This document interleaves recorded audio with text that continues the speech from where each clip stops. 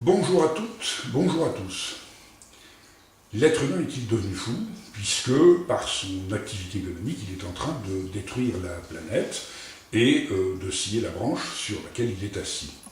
Effectivement, nous avons des alertes et des alarmes plus que signifiantes, puisqu'il n'est pas une semaine qui nous amène son lot de catastrophes, que l'on dit encore naturelles, pics de chaleur, tempêtes de neige, sécheresse, inondations, de même qu'en ce qui concerne le social, les craintes sur la croissance, ce qui fait qu'il y a de moins en moins d'emplois et donc de moins en moins de cotisants et de plus en plus de demandeurs d'allocations, ce qui fait que nous sommes en face d'une impossibilité, d'une quadrature du cercle que nous aurons bien du mal à résoudre.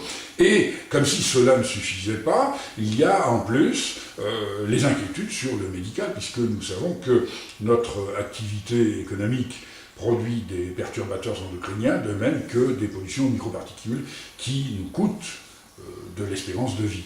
On nous disait il y a 3 mois, par exemple, que les aînés qui décèdent aujourd'hui meurent prématurément d'1 an et demi du fait des pollutions atmosphériques. Ça, on nous le disait il y a 3 mois. Aujourd'hui, on nous dit non, ce n'est pas 1 an et demi, mais 2 ans.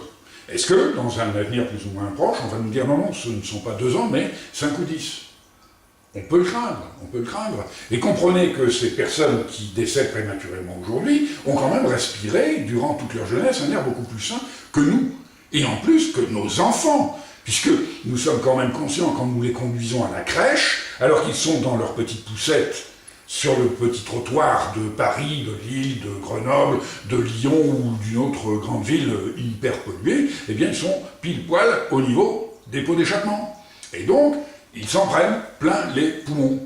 Et sachons que la particularité des microparticules, c'est justement d'être micro, c'est-à-dire qu'elles s'insinuent absolument partout et détruisent tout l'organisme. C'est-à-dire qu'elles attaquent l'intestin, le foie, le cœur, les poumons et même le cerveau. Et nous sommes en train, avec nos pollutions microparticules, d'oblitérer et d'abîmer la qualité intellectuelle des générations futures. Mais bon, faut-il en être alarmé? Nous savions déjà que les cancers chez l'enfant explosent. Et donc, il faut bien comprendre que la disparition de l'espèce n'est pas pour dans 400 ou 500 ans, dans 10 ou 20 générations, non, elle est en marche. Nous sommes en train d'assassiner, non pas nos arrière-petits-enfants, mais nos enfants. Nous le savons bien. Quand nous les promenons dans les embouteillages, nous savons qu'ils respirent de l'air pollué.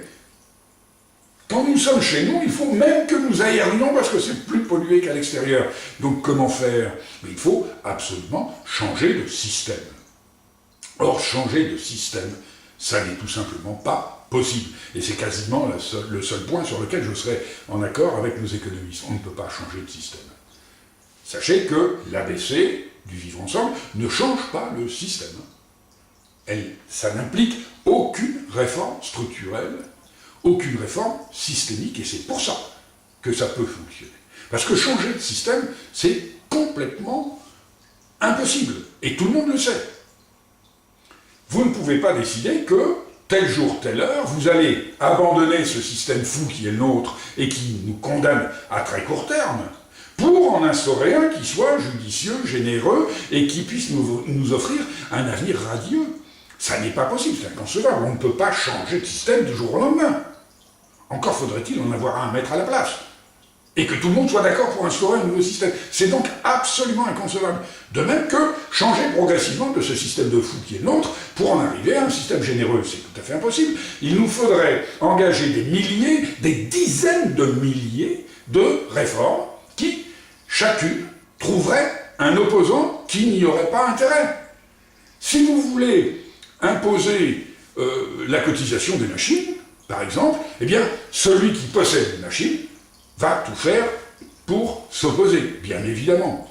Et nous avons cette impossibilité de changer de système. C'est la raison pour laquelle, en dépit des alertes multiples, nous continuons, bon an, mal an, comme si de rien n'était. Or, sachant que nous ne pouvons pas changer le système, nous pouvons faire connaître qu'il y a une théorie, l'ABC du vivre ensemble, qui permet sans changer le système. On ne touche pas au système économique, ça n'est pas possible. On le sait très bien. On ne change rien au système. Par contre, on a édicté une toute petite règle, l'ajustement des balances commerciales européennes, ce qui va provoquer un véritable tsunami positif dans le système existant. Mais au niveau des conséquences, on ne change rien au niveau de la structure.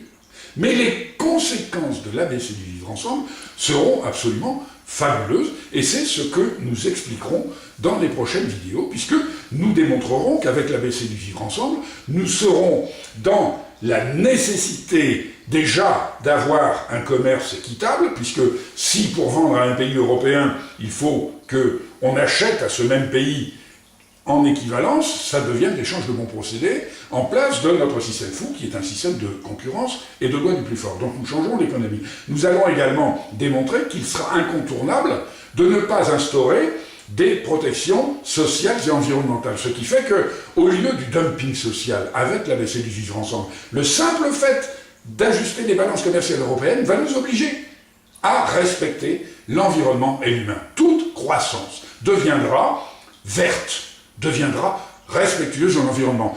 Qui plus est, puisque nous allons dissocier le revenu du travail, la croissance ne sera même plus nécessaire. Elle sera positive, mais on n'en aura même plus besoin. De même qu'avec l'ABC du vivre ensemble, nous allons même en arriver à changer notre conception de la démocratie, et le citoyen va véritablement reprendre la main sur le politique, auquel on ne changera rien non plus, on ne change rien aux politiques, ils auront toujours leur pouvoir, ce sera toujours pareil, hormis que le citoyen pourra reprendre la main sur ce qu'il pense être trop grave pour le laisser à la décision des politiques, et donc nous allons décider nous-mêmes ce qui est une vraie démocratie directe. Sachez que si nous n'avons pas modifié le système, c'est parce que c'est impossible, et que nous avons enfin, avec l'ABC du vivre ensemble, une véritable solution qui ne touche en rien la structure du système. Et donc, il suffira que nous signions la pétition et que nous fassions savoir qu'il existe l'ABC du vivre ensemble, qui est la réponse à absolument tous les problèmes, qu'ils soient économiques, politiques, sociaux ou environnementaux.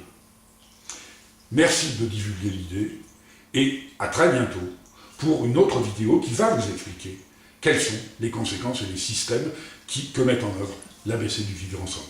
Faites-le savoir. Bel avenir à toutes et à tous. À très bientôt.